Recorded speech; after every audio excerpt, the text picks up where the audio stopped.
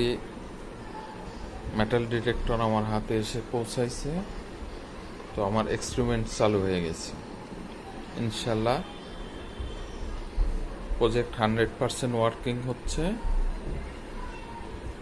দেখুন, এই যে আমরা স্ক্যানিং করতেছি, ইন্ডিকেটর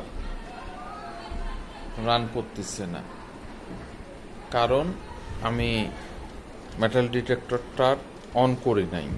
এই যে এখন মেটাল ডিটেক্টরটা অন করব, এই যে পাওয়ার লাইট আসছে, এখন স্ক্যানিং করতে যাব। এই যে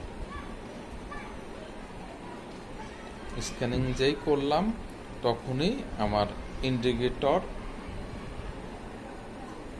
অন হয়ে গেছে, তার মানে আমার প্রজেক্ট রান করছে ইনশাল্লাহ।